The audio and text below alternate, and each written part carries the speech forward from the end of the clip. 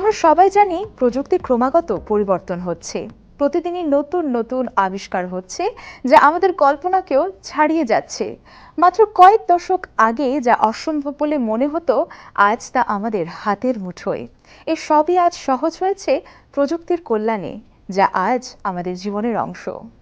Internet যুগে আমাদের সবচেয়ে বড় সম্পদ হলো ডিজিটাল পরিচয়।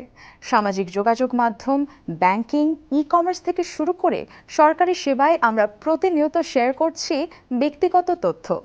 কিন্তু প্রতিটি ক্লিক, প্রতিটি লগ ইনের মধ্যে লুকিয়ে থাকে পরিচয় চুরির ঝুঁকি। তাই বাড়াতে হবে সচেতনতা। ডিজিটাল পরিচয় সুরক্ষা, তথ্যের নিরাপত্তায় নতুন যুদ্ধ। কিন্তু আপনি কি জানেন এই তথ্যগুলো প্রতিদিন কতভাবে ব্যবহৃত হচ্ছে বা ঝুঁকিতে পড়ছে? আজ আমরা বলবো ডিজিটাল পরিচয় সুরক্ষা, যেখানে প্রযুক্তি হচ্ছে রক্ষা কবচ, আবার হুমকিও।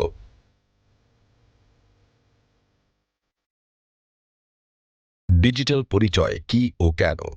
ডিজিটাল পরিচয় বা ডিজিটাল আইডেন্টিটি হলো এমন একটি তথ্যসত্তা যা আমাদের অনলাইনে পরিচিতি দেয়।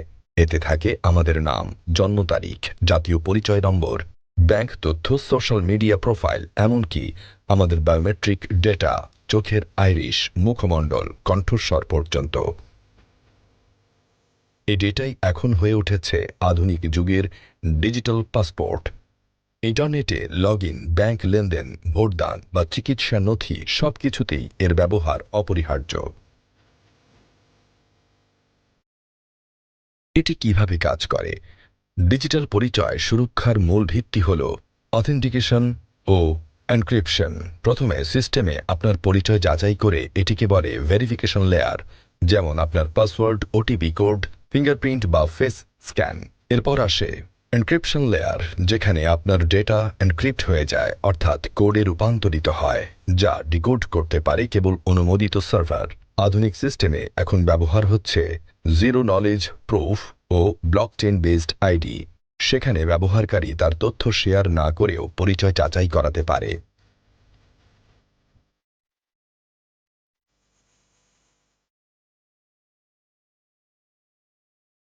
বিশ্বের বিভিন্ন দেশে ডিজিটাল আইডি সিস্টেম। বিশ্বের ১৯৫টি দেশের মধ্যে প্রায় ১৪০টিরও বেশি দেশে ডিজিটাল পরিচয় ব্যবস্থা চালু আছে। উদাহরণস্বরূপ, ভারতের আধার ১২০ কোটিরও বেশি নাগরিকের বায়োমেট্রিক ডেটা ধারণ করছে। এস্কেনিয়ার ই রেসিডেন্সি ডিজিটাল পাসপোর্টের মাধ্যমে নাগরিকত্বের সুবিধা দিচ্ছে। ইউরোপীয় ইউনিয়নের ইএলডাস সীমান্ত পেরিয়ে ডিজিটাল সিগনেচার ব্যবহারের অনুমতি দেয়। বাংলাদেশেও চলছে স্মার্ট আইডি প্রকল্প ও ডিজিটাল জন্ম নিবন্ধন, যেখানে জাতীয় পরিচয় ও নাগরিক সেবা একত্র হচ্ছে।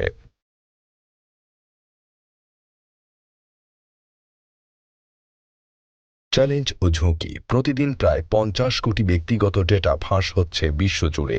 ডেটা রিচ, হ্যাকিং, ফিশিং ও পরিচয় চুরি, এই চারটি এখন সবচেয়ে বড় হুমকি।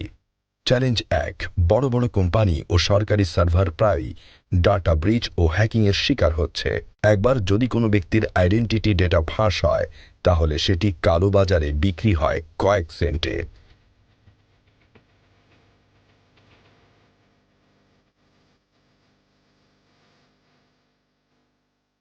এআই এমনভাবে নকল মুখ, কণ্ঠ ও আইডি তৈরি করতে পারে যে আসল নকল বোঝা কঠিন। ভবিষ্যতের সাইবার অপরাধ আরও পরিশীলিত হয়ে উঠছে কৃত্রিম বুদ্ধিমত্তা ও ডিপ ফেকে।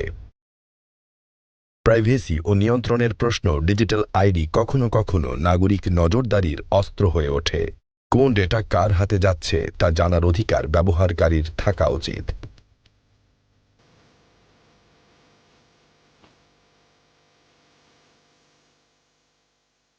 আন্তর্জাতিক আইনি কাঠামোর ঘাটতিতে ইউরোপে জিডিপিআর থাকলেও উন্নয়নশীল দেশগুলো এখনও শক্ত ডেটা প্রোটেকশন আইন বাস্তবায়নে পিছিয়ে।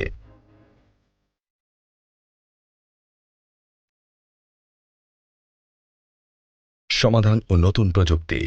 বিশ্বজুড়ে এখন চলছে এক নতুন ডিজিটাল বিপ্লব, সেলফ সোভারিন আইডেন্টিটি এসএসআই। এখানে ব্যবহারকারী নিজেই নিয়ন্ত্রণ করবে তার ডেটা। কে দেখবে, কে ব্যবহার করবে, তা নির্ধারণ করবে ব্যবহারকারী নিজেই।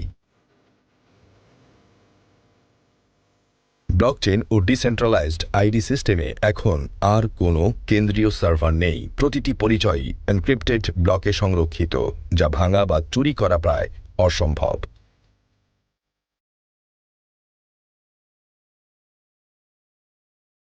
এছাড়া facial liveness detection, AI fraud detection ও বায়োমেট্রিক টোকেনাইজেশন ব্যবহার করে তৈরি হচ্ছে আরও শক্তিশালী ডিজিটাল পরিচয় সিস্টেম।